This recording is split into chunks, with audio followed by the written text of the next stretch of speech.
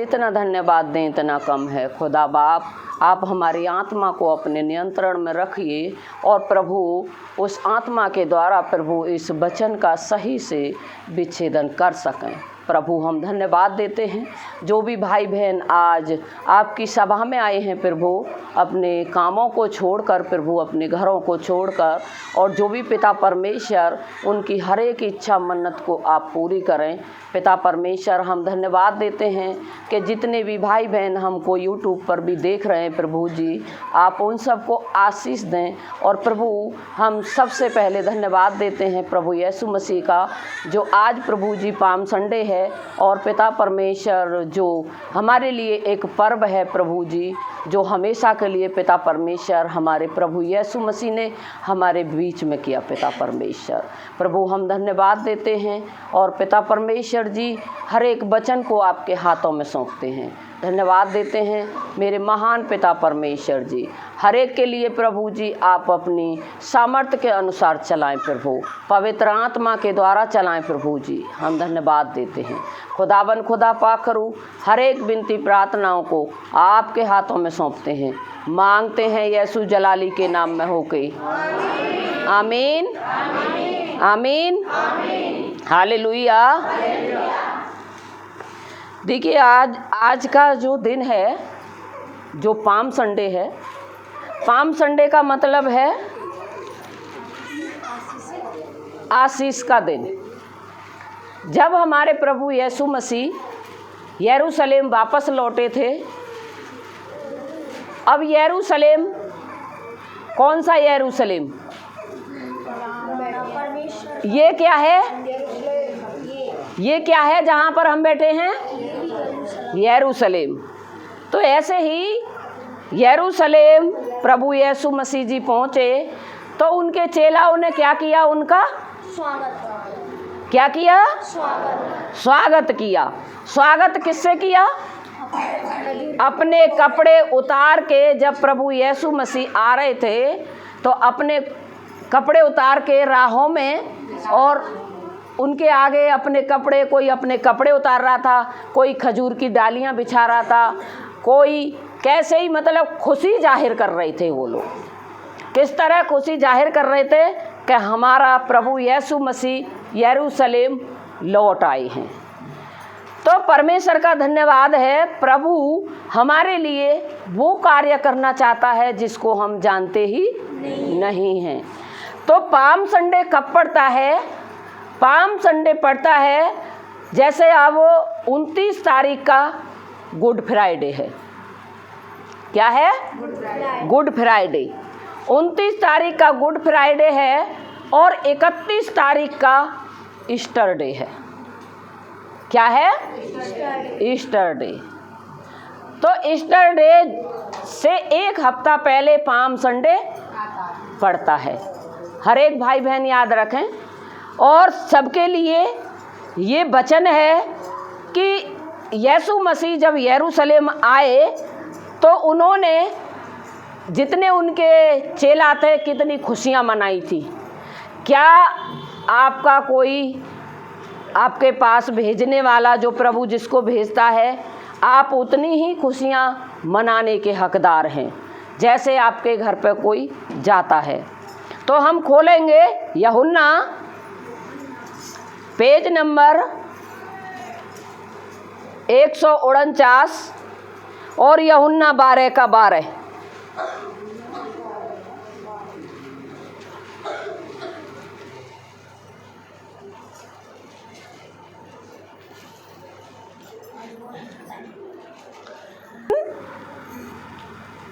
सबका खुल गया? दूसरे दिन बहुत से लोगों ने जो पर्व में आए थे यह सुना कि यीशु मसीह यरूशलेम में आ रहा है। क्या सुना? किसने सुना? दूसरे दिन बहुत से लोगों ने जो पर्व में आए थे। किस में आए थे? आज क्या है? पर्व। तो ये आप सभी के लिए है। हम क्या हैं? खजूर की डालियां हैं। हम किसके लिए आए हैं यहाँ पर? यीशु मसीह के लिए। हालेलुया। दूसरे दिन बहुत से लोगों ने जो परम में आए थे यह सुना कि यीशु मसीह यरूशलेम में आ रहा है। क्या सुना? यरूशलेम में यीशु मसीह आ रहा है। इसलिए उन्होंने खजूर की डालियां ली और उनसे भेंट करने के लिए निकले। क्या निकले? भेंट करने के लिए। इसलिए उन्होंने क्या ली? खजूर की डालियां। किसकी डालियां? खजूर की डालियां ली और उन्होंने क्या किया? भेंट करने के लिए, यीशु मसीह से मिलने के लिए यरूशलेम में आ गए। जैसे आज आप सभी लोग संसार के पर्व को छोड़कर और यीशु मसीह की महिमा में प्रभु के पर्व में आए हैं, ऐसे ही यरूशलेम की बातें हो रही हैं यहाँ पर। तो यहाँ पर आप क्या करने आए हैं? प्रभु से भेंट करने के लिए। और पुकारने लगे होसन्ना। क्या पुकारने लगे? होसन्ना। होसन्ना क्या है? होसन्ना क्या है? प्रभु की स्तुति हो। क्या है? प्रभु की स्तुति हो। धन्य इजराइल का राजा जो प्रभु के नाम से आता है। यीशु मसीह कहाँ का राजा था? कहाँ का राजा था? कहाँ का? इजराइल का राजा था। जो इजराइल का राजा जो प्रभु यीशु के नाम से आता है, जब यीशु को गधे का एक बच्चा मिला तो वह उस पर बैठ गया, जैसा लिखा है। किस पर बैठ गया यीशु मसीह? एक गधी के बच्चे पर। अभी भाई साहब सवाल कर रहे थे कि गधे का बच्चा नहीं होता है, नहीं? तो ये बच्चा गधी का है। गधी, देखिए बहुत सारी बातें होती हैं, उसकी डिस्कस हम बाद में करेंगे। गधी के बच्चे पर कहाँ बैठा? यीशु मसीह। आप गधी के बच्चे पर बैठ सकते हैं? क्यों नहीं बैठ सकते? आपको शर्म लगेगी। आपको घोड़े पे बैठना बहुत अच्छा लगता है। क्या लगता है? गधे पे बैठने में क्यों अच्छा नहीं लगता आपको? क्यों नहीं अच्छा लगता आपको? जवाब दीजिए। क्योंकि गधे पे बैठने में शर्म आती है। अब यीशु मसीह ने हाथी को क्यों नहीं चुना? हाथी को क्यों नहीं चुना? घोड़े को क्यों नहीं चुना? गधे के बच्चे को ही क्यों चुना? क्योंकि जिस दिन हम गधे के समान हो जाएंगे, उसी दिन हम यीशु मसीह के उद्धारकर्ता के बेटा और बेटी हो जाएंगे। Hallelujah, hallelujah. क्या आप होना चाहते हैं? गधा क्या है? दिन भर बोझ ढोता है, अपने मालिक से भी ये नहीं कहता कि तू मुझसे काम मत करा। क्या कहता है? नहीं कहता। इसीलिए हमको गधे के बच्चे के समान बनना है। गधे का बच्चा इस तरह का होता है, जिधर उस पे वो उस तरह की उस पे जो जीन आती है उसे रख देते हैं, चाहे जितना वजन डाल देते हैं, लेकिन वो कभी ओफ नहीं करता। इसलिए यीशु मसीह के कीलें ठोकी गई। कितने भाई बहन जानते हैं यीशु मसीह के कीलें ठोकी गई? पसली में भाला ठोका गया, एक गधे के समान बना रहा। किस लिए? क्योंकि हमारे लिए हमारे पापों को क्या किया जाए? क्षमा किया जाए। हम ऐसा कर सकते हैं? अगर हमारे कोई एक डंडा मार दे तो हम 10 डंडा मारने की सोचते रहते हैं और तैयार रखते हैं। इसलिए जैसा लिखा है, हे सिय्योन की बेटी मत डर,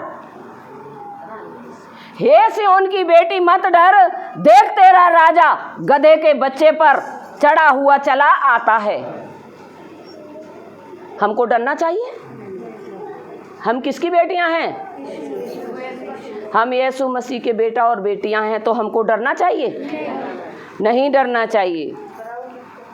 देख तेरा राजा गधे के बच्चे पर चढ़ा हुआ आता है। हमारा यीशु मसीह कौन है? राजाओं का राजा। और प्रभु के वचन में रहने के बाद भी बहुत सारे भाई बहन आज भी अपने आप को गरीब कहते रहते हैं। जिसके साथ यीशु मसीह हो वो कभी गरीब रह सकता है? नहीं। वो तो राजाओं का राजा है। तो हम कौन हुए? हम कौन हुए? तो हम राजा की संतान है, तो अभी हमें गरीब होने की जरूरत है? नहीं। हम बार बार किसी बात को कहें हम गरीब हैं, हम गरीब हैं, तो हमें गरीब होने की जरूरत है? नहीं। उसके चेले ये बातें पहले न समझे थे, परंतु जब यीशु मसीह की महिमा प्रकट हुई तो उनको स्मरण आया कि ये बातें उसके विषय में लिखी हुई थीं। जो उसके 12 चेले थे यीशु मसीह के, वो इन बातों को क्या कर रहे हैं? सोच रहे हैं। कह रहे हैं यीशु मसीह की महिमा प्रकट हुई तो उन्हें याद आया, ये पाम संडे का दिन उन्हें याद आया कि प्रभु ये क्या है। जब ये पाम संडे का दिन आया तो उन्हें याद आया कि उसके चेले ये बातें पहले न समझे थे। पहले यीशु मसीह के चेले किसी बात को नहीं समझे थे। जब यीशु की महिमा प्रकट हुई तो उनको स्मरण आया। उनको क्या हुआ? याद आया। बाद में उनको याद आया उसके विषय में लिखी हुई थी। उन्होंने पहले से ही ये भविष्यवाणी हो चुकी हैं। पहले से ही ये सारी भविष्यवाणियाँ किताब में ही हो चुकी हैं। लोगों ने उससे इसी प्रकार का व्यवहार किया था। जब भीड़ के उन लोगों ने गवाही दी जो उस समय उसके साथ थे, उसे लाजर को कब्र में से बुलाकर मरे हुओं में से जिलाया था। हमारे यीशु मसीह ने जब लाजर मर गया था, जब लाजर में दुर्गंध आने लगी और दीवार में लाजर को रख दिया, तो वहाँ पर बहुत सारे भाई बहन कह रहे थे, उसकी बहन कह रही थी, हे गुरु अब तू क्यों इसको निकाल रहा है, अब तो वो मर गया, अब तो उसमें दुर्गंध भी आती होगी। लेकिन यीशु मसीह का प्रिय चेला था लाजर, उसको बहुत दुख हुआ था। कब्र से बुलाकर मरे हुए में से जिलाया था। किस में से जिलाया था? मरे हुओं में से। इसी के कारण लोग उनसे भेंट करने को आए थे, क्योंकि उन्होंने सुना था कि उसने आश्चर्यकर्म कौन करता है? कौन करता है? हमारे जीवन में और कोई काम कर सकता है? कौन करेगा? यीशु मसीह। तब फरीसियों ने आपस में कहा, सोचो तो सही कि तुम में से कुछ नहीं बन पड़ता। देखो संसार उसके पीछे हो चला। फरीसी सोच रहे हैं, देखो देखो ये क्या हो रहा है, और संसार तो यीशु मसीह के पीछे हो चला। अरे कुछ तो देखो। सब सोचने लगे वहां पर। तो हमें परमेश्वर के लिए कभी भी इस चीज के लिए नहीं सोचना है कि परमेश्वर हमारे लिए कुछ कार्य नहीं करेगा। पाम संडे का दिन ये हमारे लिए आज का दिन जो है वो पर्व है, और पर्व को हम हंसी खुशी से मनाएं। बहुत सारे भाई बहन हैं जो आज अपने इस कीमती बेशकीमती दिन को उन्होंने खो दिया। उनके मुकद्दर में नहीं था आज का दिन। ये पर्व का दिन है। हर किसी को पाम संडे की संगति नहीं मिलती, हर किसी को नहीं मिलती। तो हमको क्या करना है? हमें पाम संडे के लिए जो भी हमारे लिए परमेश्वर का जो आज खजूर का दिन है, जो हमारे लिए यीशु मसीह ने किया, क्या हम उसके लिए कर सकते हैं? कर सकते हैं? नहीं। जो हमारे यीशु मसीह ने हमारे लिए अपना लहू बहा दिया, हम बहा सकते हैं? हमसे तो अगर कोई एक गलत बात भी कह जाए तो हम 10 कहने को तैयार रहते हैं, खून तो बहुत दूर की बात है। तो परमेश्वर पिता हमारे लिए उन कार्यों को करता है जो कभी हमने सोचा नहीं हो, ना ही हमने कभी उनको जाना नहीं हो। हमारे लिए वो दिन प्रभु लेकर आता है जो हम सोचते रह जाते हैं कि हमारा ये काम नहीं होता, वो नहीं होता। रात को प्रभु के बारे में बहुत सारे भाई बहन सोच के सो जाते हैं और हर एक अधूरी बातों को, क्या हम परमेश्वर की प्रार्थना में समय बिताते हैं? हाथ खड़ा करेंगे, कितने भाई बहन रात को प्रार्थना करके सोते हैं?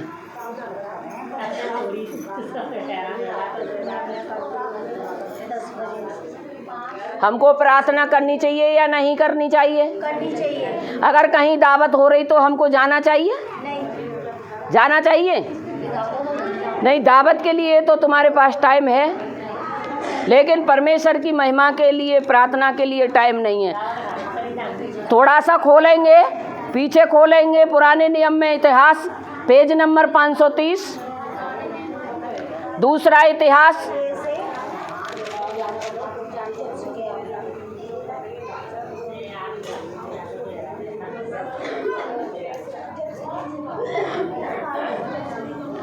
देखिए सब चुप हो जाइए, सबकी बाइबल खुल गई।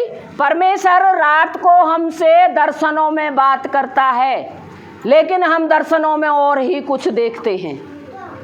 क्या देखते हैं? प्रभु ने किसी को दिन में कोई दर्शन नहीं दिया है, ये बाइबल कहती है। प्रभु हमको रात में दर्शन देता है। दर्शन, सपना नहीं, दर्शन देता है कि वो आपसे क्या चाहता है। इतिहास खोलेंगे 7:12, खुल गया सबका?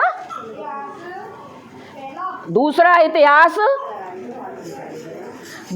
इतिहास 7:12, तब यहोवा ने रात में उसको दर्शन देकर उससे कहा, मैंने तेरी प्रार्थना सुनी और इस स्थान के यज्ञ के भवन के लिए अपनाया है। क्या सुनी?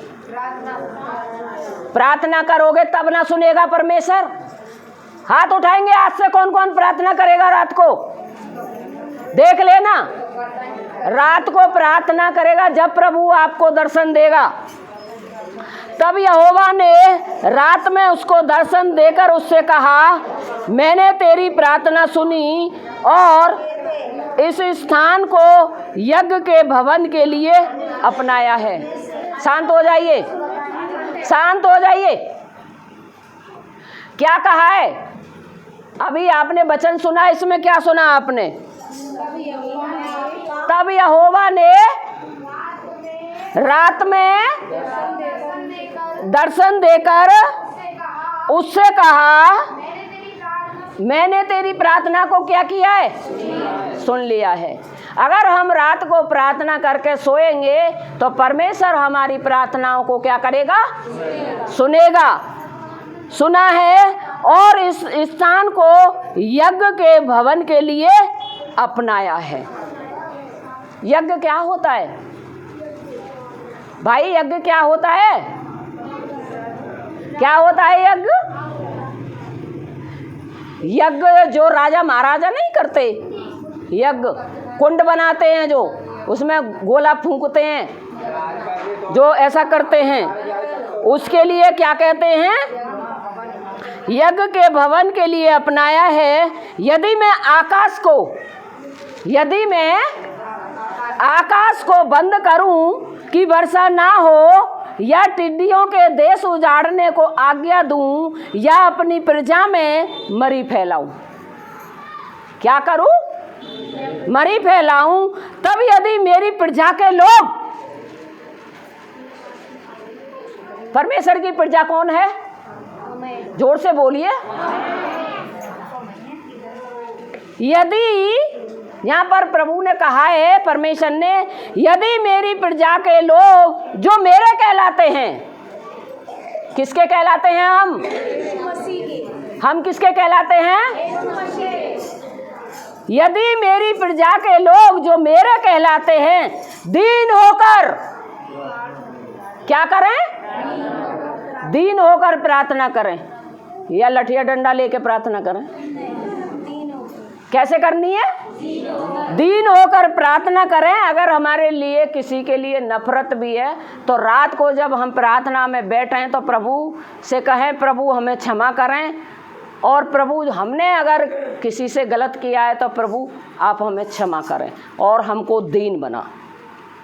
दीन होकर प्रार्थना करें और मेरे दर्शन के खोजी होकर अपनी बुरी चाल से फिरें।